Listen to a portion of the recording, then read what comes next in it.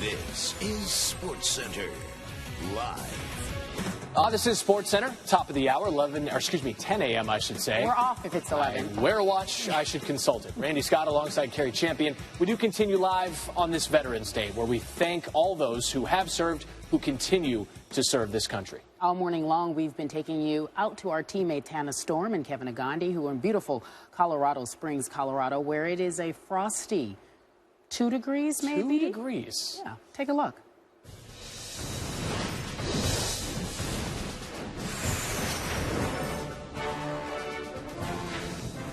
Oh, you're not kidding, 2 degrees. Yeah, we just got the information waiting for you folks at home to see. A United States Air Force Academy, Colorado Springs, Colorado. Snowy morning there. They still have a good assignment, because anything for our vets, right? Oh, it's a great assignment. Great people to be out there. Great story to cover. And Kevin Agandi had a lot of fun as well. We'll let Kevin take it away.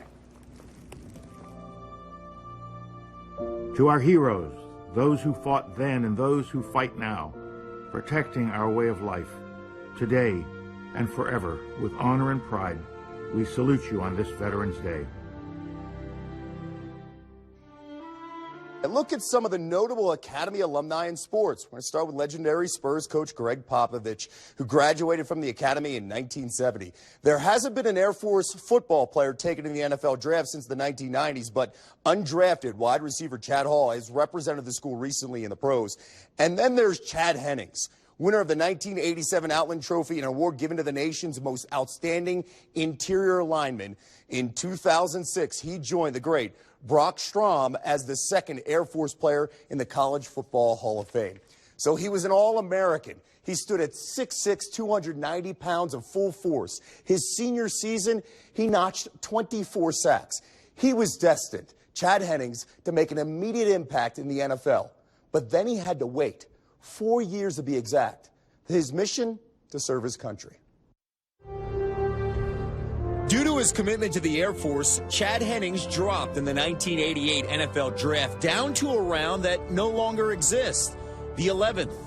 But the Cowboys saw the talent as team president and GM Tex Schramm took a gamble. 3 years later, after 2 deployments flying planes in the Persian War and 45 combat missions in support of Operation Provide Comfort, Hennings had the final 4 years of his active duty commitment waived due to budget cuts. That opened the door to the adventure in waiting, the NFL.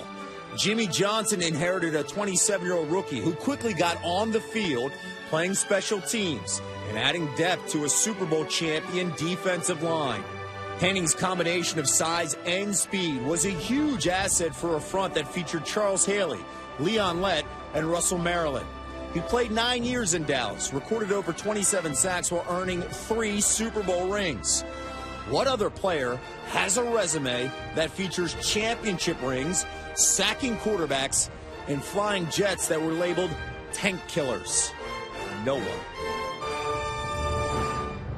And here he is, the Hall of Famer Chad Hennings with us this morning. And Chad, a special day as we honor our veterans, even special here on the Academy. You're a graduate. How does this Academy shape up the future leaders?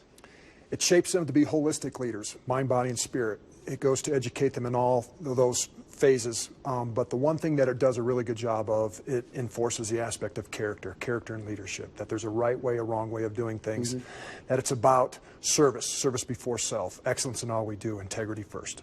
I know people at home are going to wonder, you're 6'6", 290 pounds when you leave the Academy, and they have to fly these combat missions. How did you fit your body in a jet? I had received waivers for my height and weight, but I had a special issue. They offered me a can opener to kind of help slide my big butt into the cockpit to fly the jets. But no, the A-10 was pretty much the only aircraft that I could fly that I could fit into safely. Yeah, 45 combat missions, also 3 Super Bowls. No one has this type of resume. What's your favorite memory looking back? You know, my favorite memory is always just being in that fighter squadron. It's a lot like being in a football locker room where the camaraderie, the esprit de corps, the common bond that we had to accomplish a mission, whether that was a training mission or a combat mission, we focused on a purpose, and it was all those relationships. You have a book that just came out, and this opportunity for you where you're on the other side, you're taking my role and you're interviewing people. You had a chance to sit down with Greg Popovich. What was that like? Pop is, I would love to play for Coach Pop. One of the things that he recruits for character, and he coaches the man. You know, it's about needing a sense of humor that he enforced, about being able to get over yourself. That if a guy would be talking about, hey, you know, I didn't make All-American because it was my coach or because of this, he wouldn't take the guy. Yeah. I mean, because he wouldn't fit into his system. But Pop is a phenomenal coach. And, well, his resume speaks for itself. He didn't say there were any dumb questions, right? The entire time. He didn't blow you off or shut you down? We have that super secret handshake of being grads that there's that bond. And that goes a long way. Before we let you go, you won 3 Super Bowl titles. One of our teammates, Darren Woodson. You have a great story. You always tell Woody every time you see him. What is that? Right. He made an interception. He's running it back, you know, pick 6. And I was the lead blocker for him. As a big 6'6", 290-pound defensive lineman and white guy, I kept stride with him the whole way down the field. You tell him that each time? Got to remind him that all the time. What's Woody's reaction when you tell him He that? just shakes his head because he can't refute it. Yeah. I got video evidence. Woody, you got outrun by a guy who was 290 pounds? Come on now. Did he score the touchdown? Yeah, he did. Yeah, against the Eagles. Trust me, I remember that. Chad, thank you so much. We do appreciate the time, and thank you for your service. My pleasure. Chad Hennings with us this morning on SportsCenter. He mentioned Greg Popovich. We got something really cool. Check this out. This past week, the Spurs paid their respects to veterans as they visited the Brooke Army Medical Center. And there is Greg Popovich, 1970 Air Force Academy grad, and his team serving lunch. And then later, they played some wheelchair basketball featuring stars Duncan, Ginobili, and Aldridge.